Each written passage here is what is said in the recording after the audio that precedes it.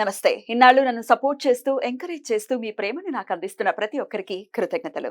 అలాగే ఈ వీడియో కూడా ఖచ్చితంగా మీకు ఉపయోగపడుతుంది. లైక్, షేర్ అండ్ సబ్స్క్రైబ్ చేసి మీ సపోర్ట్‌ని నాకు అందించండి. అలాగే ఈ వీడియో పట్ల మీకున్న అభిప్రాయాన్ని కామెంట్ సెక్షన్‌లో కామెంట్ చేసి తెలియజేయండి. ఇప్పుడు వీడియోని చూద్దాం.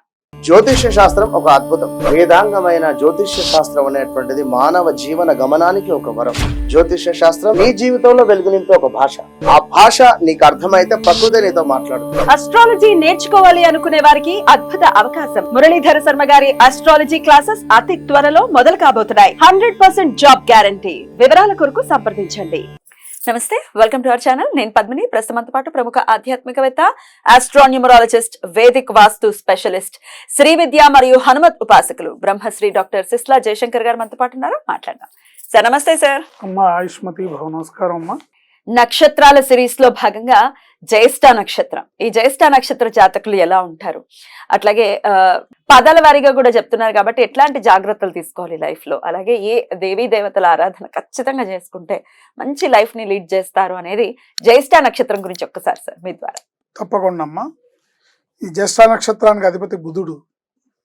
ఈ జ్యేష్ఠ నక్షత్రంలో జన్మించిన వారికి లక్షణాలు తీసుకుంటే మహర్షులు వారు చెప్పినవి: సంతుష్టుడు, ధర్మపరుడు, బహుసుతుడు, మిత్రులుందురు, లోభి, బంధుమూలక పీడనందును. ఇది ఎవరికి లేదు సార్, కలియుగం కదా, ఎవరు అతీతులు కాదు. సంతుష్టుడు హ్యాపీగానే ఉంటాడు, ధర్మపరుడు ధర్మంగానే ఉంటాడు, బహుసుతులు అంటే సార్ పిల్లలు ఎక్కువ మంది, మిత్రులుందురు, లోభి, బంధుమూలక పీడనందును, కులాగ్రగణ్యుడు, ఆ కులంలో అగ్రగణ్యుడిగా కొనియాడబడతాడు, ఆశ్లేషకున్నంత ధైర్యం ఉండదు.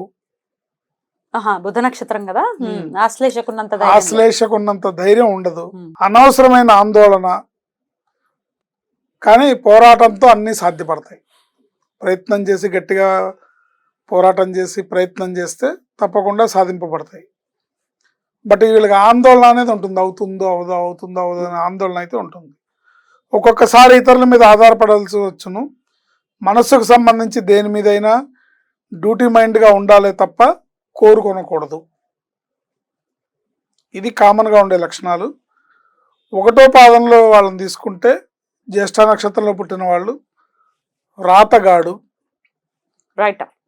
గర్వి, ఓపిక, సహనం, నిరంతరం ప్రయత్నం అవసరం. వ్రాతగాడు, గర్వి, ఓపిక, సహనం, నిరంతర ప్రయత్నం అవసరం. ఈ నిరంతర ప్రయత్నంలో ఓపిక వహించడం ఖచ్చితంగా కావాలి. ఓపిక, సహనం రెండు ఉండాలి, దాన్ని కోల్పోకూడదు. అన్ని విషయాల్లో లేట్ సక్సెస్ ఉంటుంది. ఓపిక అవసరం. ప్రయత్నపూర్వకంగా ప్రయత్న లోపం లేకపోతే తప్పకుండా కార్యం సిద్ధిస్తుంది. ఇది కామన్గా వెళ్ళకుండే జాతకం. రెండో పాదం వాళ్ళకి సంగీత ప్రీతి, చతురభాషి. అంటే లాంగ్వేజెస్ వస్తాయా? కాదు, చతురభాషి అంటే సమయానుకూలంగా మాట్లాడగలవాడు, సమయస్ఫూర్తితో మాట్లాడగలడు, స్పాంటేనియస్ గా మాట్లాడతాడు, జోవియల్ గా మాట్లాడతాడు, అండ్ సెన్స్ ఆఫ్ హ్యూమర్ తో మాట్లాడతాడు. ఏ తర్వాత చెప్పుకోవాలంటే పంచ పరబ్రహ్మంగా చెప్పుకోవచ్చు. చతురభాష అంటే అది. అనారోగ్యత ఉంటుంది. అధికంగా ఆశించుట వల్ల భంగపాటు, ఓవర్ ఎక్స్పెక్టేషన్, బాగా ఆశించడం వల్ల భంగపాటు ఉంటుంది. ప్రయత్నపూర్వక సిద్ధి, ప్రయత్నపూర్వక జయం, ఈ రెండు ఉంటాయి. ప్రయత్నం అనేది తప్పనిసరి. చేసే పనుల్లో ప్రయత్నం లేకుండా అప్రయత్నంగా సక్సెస్ అనేది రాదు, విజయం అనేది రాదు. ఎవరికైనా వర్తిస్తుంది, బట్ ఈ నక్షత్రం వాళ్ళకి ఎక్కువగా వర్తిస్తుంది. కొంతమందికి ఫ్లూక్ గా సక్సెస్ రావచ్చు కదా, కానీ అది నిలబడుతుంది అనుకోవచ్చా సార్? నిలబడదు కదా, జాతకంలో ఉంటే నిలబడుతుంది. ఓకే. మూడో పాదం వాళ్ళకి నేత్ర వ్యాధి, నీచ బుద్ధి, పశువుల పోషకుడు, సమయానుకూల ప్రతిస్పందన లేకపోవటం వల్ల అవకాశాలు జారువిడ్చును. సమయానుకూలత అవసరం, నిబద్ధత ఉండాలి. ఇది మూడో పాదం వాళ్ళకి. నాలుగో పాదం వాళ్ళకి క్రూరుడు, మోసగాడు, అతి తెలివి వల్ల భంగపాటు, ఒరిజినాలిటీ వల్ల రాణింపు ఉంటుంది వీళ్ళకి. అతి తెలివి చూపించి ఒరిజినాలిటీని కోల్పోతే ఫెయిల్యూర్. ఒరిజినాలిటీగా వాళ్ళ ఒరిజినల్ ఏముందో అది ఒరిజినల్గా ఉంటే, ఉన్నట్లుగా ఉంటే రాణింపు ఉంటుంది. ప్రయత్నం వలన రాణింపు ఉంటుంది, ప్రయత్న సిద్ధి కలుగుతుంది తప్పకుండా. వీళ్ళ 4 పాదాల్లో, జ్యేష్ఠ నక్షత్రంలో పుట్టిన 4 పాదాల వాళ్ళ లక్షణాలు ఈ రకంగా ఉంటాయి. మరి మార్చుకోవాల్సిన విషయాలు ఏంటి సార్ ఖచ్చితంగా? వీళ్ళు 2 పాయింట్లు ఖచ్చితంగా జీవితంలో ఏ పాదంలో పుట్టిన వాళ్ళకైనా ఉండే కామన్ పాయింట్ బద్ధకము, కోపము. ఈ 2 ఉంటాయి. ఈ రెండింటిని వదిలేస్తే వీళ్ళ లైఫ్లో సక్సెస్ అనేది ఉంటుంది. Right sir. ఇక దేవీ దేవతల ఆరాధన విషయం కూడా ఒకసారి చెప్పండి సార్.